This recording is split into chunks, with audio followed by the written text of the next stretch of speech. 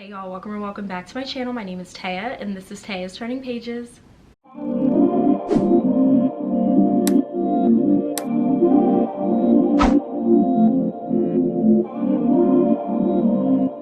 So by the title of today's video, you can see that we're going to talk about all things Black love and Black romance and some of my favorite romance books written by Black authors that feature Black characters. And I'm also going to share a few books that I have on my TBR that fit this too. So I'm not sure if this video is going to go up before Valentine's Day or if I'm going to drop it on the day of. Either way, these books can be read on Valentine's Day and throughout Black History Month, but also 365. Okay y'all, so that's it for the intro. I do have quite a few books to get through, so let's get started. The first book that I have here is Open Water by Caleb Azuma Nelson. So I actually mentioned this book in my February TBR video and I told you guys that I was going to read this in February and I did it, Joe. I'm so proud of myself because this was the first book that I read for February. It's very short and I was able to get through it with no issue. So I don't want to get into my full in-depth thoughts on this book because I will be discussing this more in my February wrap-up, so definitely make sure you stay tuned for that. So this story follows two Black British creatives, and even though I just read this book, I can't remember if we learned their names or not.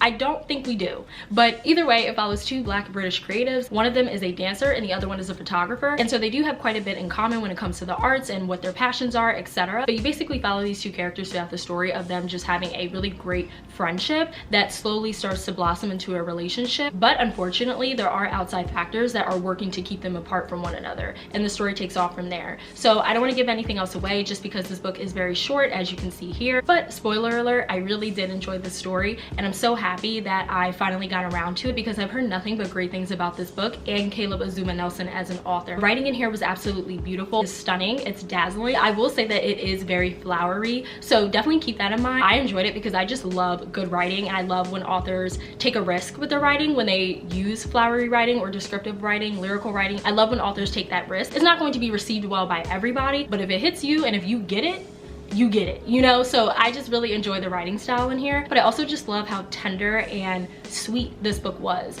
Yes, there were a lot of things that our characters had to go through and deal with that impacted their relationship, but overall, at its core, this story is really a love story. And like I said, it was just so tender and it just felt like the two characters were really trying to take care of each other and take care of their relationship and kind of hold it as close to their chest as they could and not let anything destroy it. So I just really liked all of those elements of the story. Like I said, I don't want to get into my full in-depth thoughts. Make sure you stay tuned for my February wrap-up. Okay, so now we're gonna switch gears and move on to more like rom-coms. The next book that I have here is Sweet Hand by N.G. Peltier. So before we get into this, I just wanted to say that I am so happy that this book is gaining traction across the internet within the book community. I love to see it. I actually read this book, I want to say maybe last year or the year before. I read this book a while ago before it started blowing up on the internet, and I knew that this book was great even back then. So the fact that people, like I said, are now just starting to pick up this book and read it and give it glowing reviews makes my heart so happy. This story is actually set in Trinidad and it follows two characters named Charisse and Kieran. And so starting with Charisse is known as the sugar queen on the island because Charisse is a baker and she is one of the most popular bakers in Trinidad. And then on the flip side of that, you have her enemy slash love interest named Kieran, and Kieran is a DJ and he's really into music and he's trying to really make his mark in the music industry. So these two have actually known each other since they were children, but they've never gotten along. They always used to get on each other's nerves and they have been sworn enemies and rivals ever since. But they have to put their differences aside because Charisse's sister is actually getting married to Kieran's best friend. And so Charisse, of course, is the maid of honor and Kieran, I think, is the best man. And so they have no choice but to put their differences aside to make sure that they fulfill their wedding duties and making sure that this wedding goes as smoothly as possible. And throughout the story, you can already guess that these two start to get closer to one another and they start to realize that maybe the other one isn't as bad as they thought, and the story takes off from there. This was a sweet, funny, atmospheric novel, and specifically going back to Charisse, I loved her character so much. As soon as you flip to the first page, you get an instant taste of her personality and I was hooked. I thought that she was one of the funniest characters. Loved how bold and blunt she was, and I love that she didn't take shit from anybody. So of course I had no choice but to stand Charisse. Kieran, on the other hand, he had his moments where I definitely side-eyed him a bit and I was a little bit worried that he wasn't going to be a redeemable character for me because something pops off in the book that involves him and I just did not agree with it at all. It took a while for me to really come around to his character, but when I finally did come around to his character, I couldn't deny the attraction and the chemistry between him and Charisse. You could tell that these two, as much as they disliked each other, they definitely had some type of feelings and lust and all of that. This was a very steamy novel as well. Don't be fooled by this cute little cover. even though it is absolutely adorable and I cannot get enough of it. Every single time I look at it, I just get so happy because look at that, guys. The color palette, the little cat, they just look so cute. So yeah, but don't get fooled by this cute cover, like I said, because there are some things that go on in this story. But I really enjoyed this, like I said, and this technically can be read as a standalone, but this is being turned into a series, or already has been turned into a series. I know that the second book in the series is already out. I have not read it yet. I plan on reading it very soon. I think it's called the Island Bites series, which is also a very cute and fitting name. I also love the fact that this was set in Trinidad. I feel like we don't have as many fictional romance stories, or just fictional stories in general, that are set in Trinidad that hit the mainstream the way that this one did. So I'm really happy about that. And like I said, I think NG Peltier did a great job with the atmosphere of Trinidad, because I really felt like I was there. I cannot recommend or plug this book enough. If you haven't picked it up yet, this is your PSA to do so. Next book that I have here is definitely a polarizing book for sure. And it is Fake It Till You Bake It by Jamie Wesley. Hear me out, hear me out. I still want to recommend this book because at the end of the day, there's still going to be an audience for it. And I did not hate this as much as other people did. Did I think it was 100% perfect? No, but I still enjoyed my time reading it, and I will be picking up more by this author in the future, so hey. But this story follows two characters named Jada and Donovan. And so starting with Jada, Jada is actually an ex-reality TV star, and it's unfortunate because she was really well liked when she was on reality TV, but there was an incident that took place on national TV that turned her into public enemy number one. She went from America's sweetheart to public enemy number one. And so Jada had to take a step back from the limelight and is now trying to figure out her next move. And then on the flip side of that, you have her love interest named Donovan, and Donovan is actually a football player, but he is also the owner of a cupcake bakery, which is so cute. And I don't want to get into all of the logistics, but just know that Jada ends up getting hired at Donovan's bakery, and this couldn't be more of a disaster because Jada and Donovan are complete opposites. So Jada is very high maintenance, very bougie. She likes the finer things in life, and you can tell that she doesn't really like to get her hands dirty. Donovan, on the other hand, is very analytical. He's very business minded, and he's very serious and type A. And so like I said, these two couldn't be any more different. But as the story progresses, they start to develop an attraction towards one another, and one thing leads to another, and the story takes off from there. Like I said, I did enjoy the story. I think I ended up giving it 4 out of 5 stars, but I understand the critiques and why people did not like this story. I just think that if you suspend all disbelief and just go into this knowing that this is really supposed to be a rom-com and that's it, I think that's the best approach for this. This is more of a lighthearted, fun, ridiculous rom-com. I will say though that this book reminded me of It Happened One Summer, but make it black. And for those of you who don't know, It Happened One Summer is actually my favorite rom-com of all time. I love that book. Piper and Brendan, we stand. I will forever stand. So whenever I can find a book that gives me those same vibes, I'm all here for it. And I think that's another reason why I ended up enjoying this book as much as I did, just because it gave me those It Happened One Summer vibes. But like I said, make it black. So yeah. Also, once again, get into this cover. Like, absolutely stunning. I love the color scheme, the pink and the Tiffany blue, the brown skin. Oh, we live. We live. The next book that I have here is an oldie but a goodie, and it is Excuse Me While I Ugly Cry by Joya Goffney. So I say that this is an oldie but a goodie because this is another book that I read way before it blew up on Booktube and Bookstagram, in my opinion. I originally had this book in my library, but I had the US cover, and I ended up unhauling it because I read the story, I enjoyed it, but I didn't see myself returning to it, and so I decided to give it to a free little library. And then I was on Pango Books one night, and I actually saw this edition on there, so I snatched it up really quickly, and I found out that this is actually the UK cover of Excuse Me While I Ugly Cry. And I love this one so much better than the US cover. I think that this one should have been the primary cover, if we're being honest here. So this story follows Quinn and Carter. Quinn is a very shy and to herself kind of girl, and she actually owns this journal where she writes down all of her thoughts, and she pretty much keeps everything in this journal. It never leaves her side. She always keeps it with her because it is very cathartic for her to write in this every single day. Until one day, her and Carter are actually working together on a project, and somehow her journal ends up with Carter, and Carter notices this and he's going to return it to her,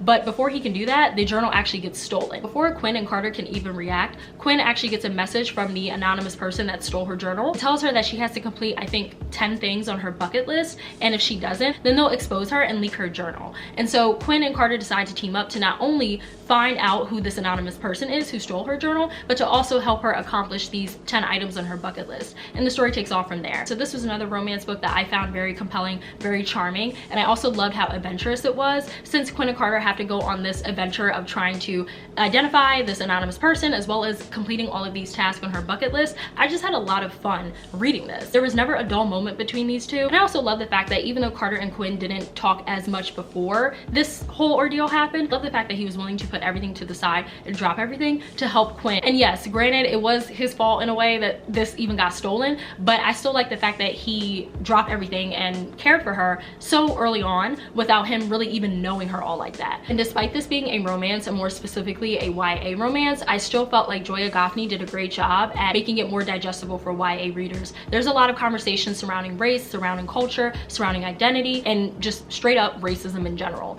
And so, like I said, I just think that she did an incredible job with making this digestible for YA readers, but also still making sure that like it packed a punch, so that way anybody, whether you're a YA reader or not, that picks this up can resonate with something within this story. I also like the banter between Carter and Quinn. They were different, but there were a lot of similarities when it came to them too. And I just really like the way that they would bounce off of one another. And the last book that I have here in this red/recommendations pile is Love Radio by Ebony Liddell. So y'all already knew I was going to have to plug Love Radio because I cannot shut up about this book. This is one of the best YA books that I have ever read, and I have to talk about it whenever I can because I want more people to pick this up. It's so good. So this story follows two teenagers who live in Detroit named Danny and Prince. And so starting with Prince is actually the youngest radio show host at this radio station in Detroit, and it's a big deal because Prince actually dishes out relationship advice. People will call into the radio show to speak to Prince about dating, tricks and tips, and just relationship advice, the whole nine. And then on the flip side of that, you have his love interest named Danny, and Danny is very standoffish and to herself, but for good reason. She went through something in her past that you don't find out about until a little bit later on in the story. Once you find that out, you understand why Danny is the way that she is, but she does have big dreams of moving to New York City one day, so that way she can attend NYU and become a famous writer. And so Prince and Danny have never really spoken to each other. They go to the same school, they've seen each other around, but they never really spoken to each other. But Prince actually has a big crush on Danny. He's had a big crush on her ever since he could remember, but he's always been too afraid to approach her and tell her that. So they meet each other in the library and strike up a conversation, but unfortunately this conversation goes left very quickly, but they quickly reconcile, and Prince does admit to Danny in that moment that he is interested in her. He also tells Danny that if she agrees to go on 3 dates with him, she'll be in love with him by the end of the 3rd date. So of course Danny is very skeptical. She doesn't really believe what he's saying, but she decides to throw Prince a bone and agrees to go on these dates, and the story takes on from there. Another YA romance book that is just so charming, so sweet, and so wholesome, and I love this book with everything in me. But Ebony Liddell mentions, I think in her acknowledgements or in her author's note, that she wanted to write a romance book where 2 black characters fall in love and that's it. There's no struggle, no trauma, no out-of-pocket violence or anything like that. She wanted them to simply fall in love and experience young love. I just think that's beautiful and refreshing because we definitely need more romance books like this, especially for a YA audience. Another thing that I loved about this story, besides the romance between Danny and Prince, I really love the friendships in this book too. Both Danny and Prince have great, strong friendship groups, and it was just nice to read about because you really got to see these black kids just living life, having fun, and enjoying their youth. Now keep in mind there are serious topics and conversations in this book. I'm not saying that this is a 100% complete walk in the park and that there's no hardships that our characters face, but it's not the sole focus of the story. At its core, this is a romance book. Also appreciated the fact that Ebony Liddell paid homage to famous black rom-coms and black romance movies such as Brown Sugar, Love and Basketball, Love Jones, the list goes on. As someone who loves those movies, it was just so refreshing to see those movies mentioned in a piece of media because, you know, it's usually always the same When Harry Met Sally, Sleepless in Seattle, and I'm not saying that those movies aren't good. It is nice to be able to see other romantic movies represented in media and books. Another book that I can't say enough great things about, and I definitely do plan on rereading this at some point so I can go back and annotate it. Now we're going to move on to the books that I have on my ongoing TBR. There's only 3 books here. I'm sure there will be more black romances that come out this year or that I discovered this year that will be added to my TBR for sure, but these are the 3 that I have right now currently on my shelf that I have not read yet. So the first book that I have here is Hookshot by Kennedy Ryan. On the back here it says, traded to a losing squad, cheated on, betrayed, exposed. My perfect life blew up in my face, and I'm still picking up the pieces. The last thing I need is her. A wildflower, a storm, a woman I can't resist. Lotus Dupree is a kick to my gut and a wrench in my plans from the moment our eyes meet. I promised myself I wouldn't trust a woman again, but I've never wanted anyone the way I want Lo. She's not the plan I made, but she's the risk I have to take. A warrior, a baller, the one they call Gladiator. Keenan Ross charged into my life, smelling all good, looking even better, and snatching my breath from the moment we met. The last thing I need is him. I'm working on me, facing my pain and conquering my demons. I've seen what trusting a man gets you. I don't have time for this, but he just keeps coming for me. Keeps knocking down my defenses and stealing my excuses one by one. He never gives up, and now I'm not sure I want him to.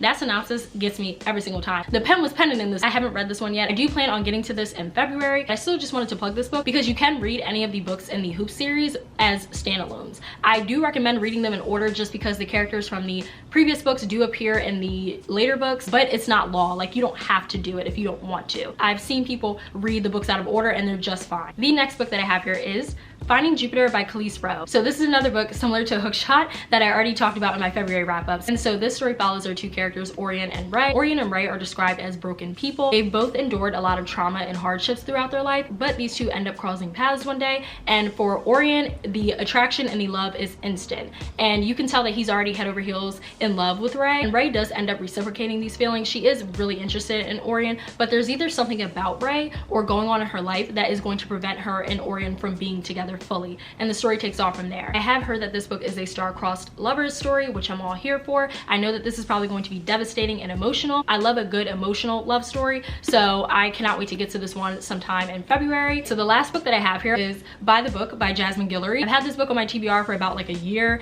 and I just have not felt inclined to pick it up, but now I do want to pick it up. I do want to pick it up soon because spring is approaching, and I just feel like this is a book that should be read during the springtime. So I'm just going to read the back of this book because I do not know what this is about. On the back here it says, sometimes to truly know a person, you have to read between the lines. Isabel is completely lost. When she first began her career in publishing after college, she did not expect to be 25, still living at home and one of the few Black employees at her publishing house. Overworked and underpaid, constantly torn between speaking up or stifling herself, Izzy thinks there must be more to this publishing life. So when she overhears her boss complaining about a beastly, high-profile author who has failed to deliver his long-awaited manuscript, Isabel sees an opportunity to prove her worth and finally get the recognition she deserves. All she has to do is go to the author's Santa Barbara mansion and give him a pep talk, or 3. How hard could it be?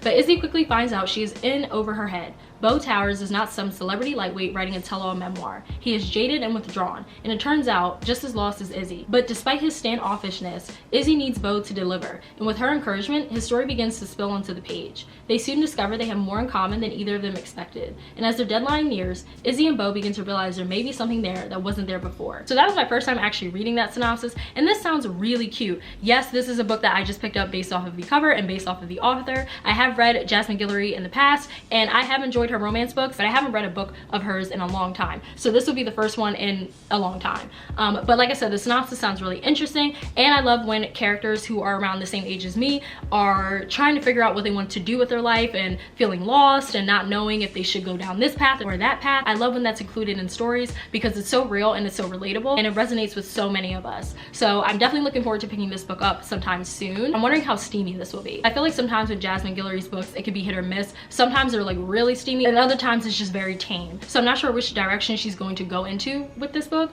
but still exciting nonetheless. All right, y'all, and those are all of the books that I had to share with you today. I hope you were able to find some gems within this video. Definitely let me know down below in the comments if you plan on reading any of these books, if you have read any of these books, or if you have any other Black romance book recommendations. I would love to know. I'm always looking for more to add to my library and to my TBR. So like I said, if you have that, please plug it down below in the comments. I would really appreciate it. Definitely make sure you like, comment, and subscribe. It really helps me and my channel out. And lastly, please make sure you follow me on Bookstagram as well as Storygraph. I will leave all of that information linked down below, as well as at the end of the video, at the beginning of the video, like I always do.